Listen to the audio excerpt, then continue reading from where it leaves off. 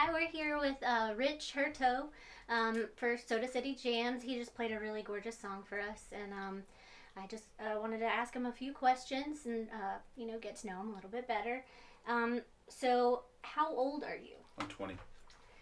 20. So, what musician do you think died and then put their soul into your body so that you would have a voice that sounds like that and be able to write songs like that? I've never even considered a thought.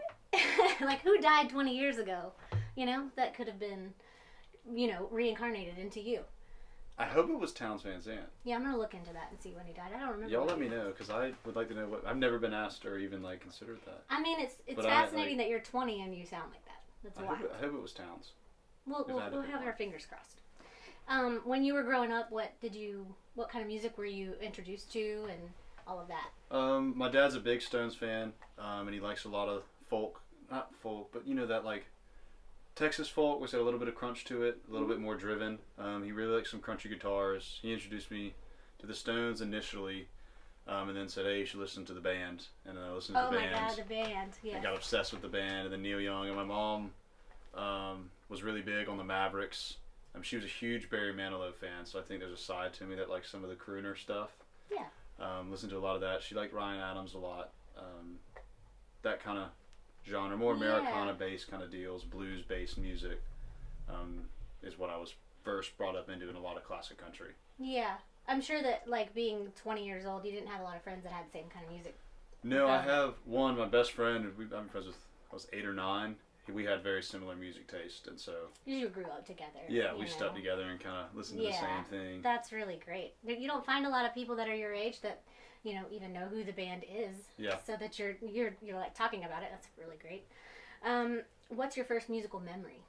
My first one was, I know I went to Bruce Springsteen and the E Street Band when I was 6 or 7. I was real tiny. We had to leave halfway through because my sister and we were You're sick. babies, and he plays for 5. He plays forever, and we were there for 2.5 hours, and then my parents were like, "All right, it's time to go. Y'all are tired." But that was kind of my first one. I remember he walked on the railing up right by him because he's Bruce, and he's Bruce. Yeah. And that was cool. Was seeing him like that. That was one of the first musical memories. That's cool. Do you think that maybe instilled something in you that you wanted to do that, or? Yeah, that one, and then I saw Richard Thompson when I was in high school play with just an acoustic, and that's when I was That's cool. That's it. That's what I want to do forever. That is awesome. That was the big one. I mean, I don't hear anybody talk about him either, so that's wild. So what do you have going on now? I mean, I listened to your album, and it's just really ahead of your time, your age, and everything. It's beautiful, and it came out this year? December 9th. Okay. Yeah. Okay, cool. So then you're probably not working on anything else yet. No, I am. I have enough for another full album. Wow. But I have a single that I'm releasing in May, and I'm getting together with some friends. In March, we're going to go cut it in the studio. Where do you go normally? The last one I did, the last album was with Ray Howard out of Okay. Entropy, and he's awesome. He's a super cool guy. I highly recommend Ray. And then next time I'm going to Archer Avenue. Oh, cool. I've heard really good because I think I can do it quick, and they do everything hourly.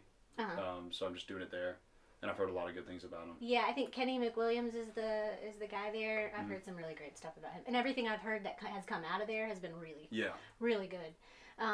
Okay, are you ready for a personal question? Let's do it. All right, so you're 20 years old. Yeah. And you're writing songs like you are 65. So tell me what your first heartbreak was. My first heartbreak? Yep. Oh man. Like what are we talking heartbreak? Like life heartbreak? Like whatever you want. Relationship heartbreak? Let me see here.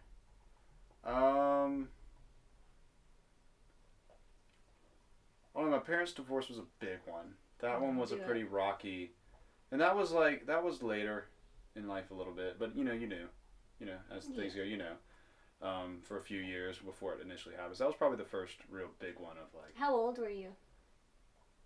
Was I 18 or 19?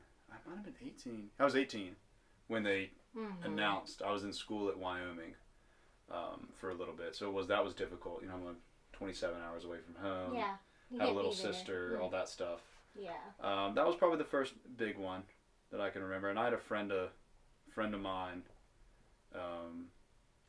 in high school that I had kind of falling out with. So those are probably the two big ones that was like, those are Yeah, losing friends difficult. is hard. Yeah. But then also seeing your parents, their relationship not work is, I'm sure it's really difficult. My parents are still together, thankfully, but I can see that it's hard. I know that it's hard. So I can see how that could be a good place for you to draw inspiration for your songs. Yeah. But also, your songs don't seem to be autobiographical.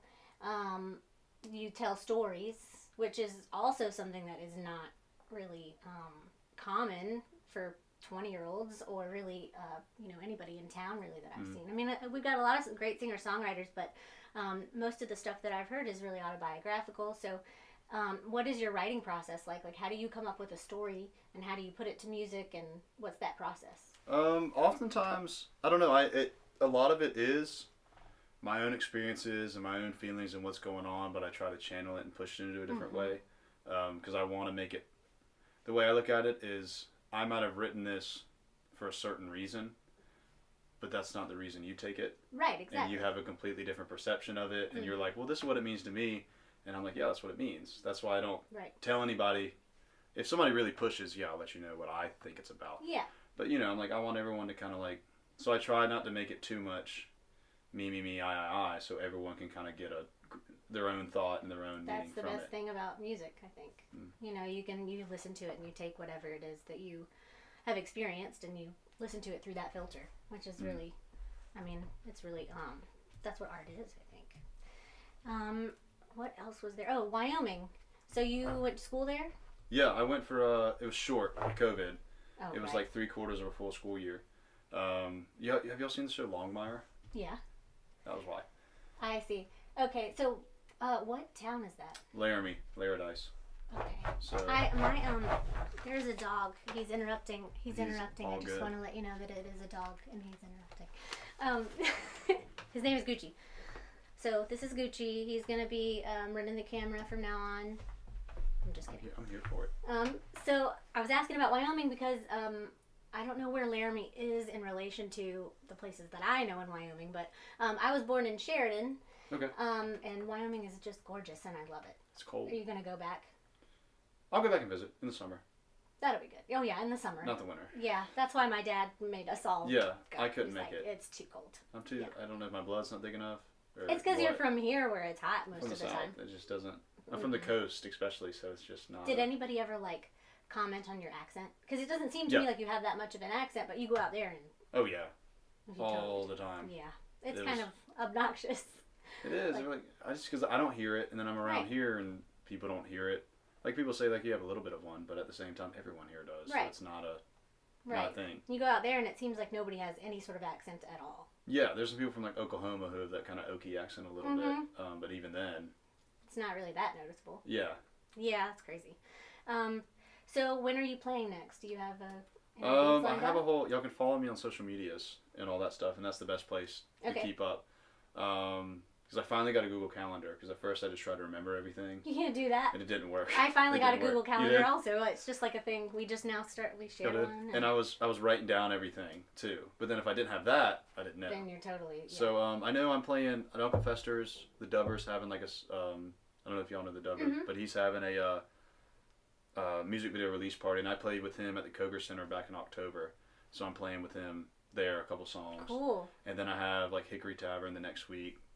But follow me on social media because I, promote whatever. Of course. Is the best way to kind of do it. Well, we will definitely put that up, and I want to come out and see you play because I might make you play some more in just a little bit. Yeah. Thank you for coming, and I really appreciate it a lot. We really enjoy it. So thank you for jamming with us. Thank y'all for having me.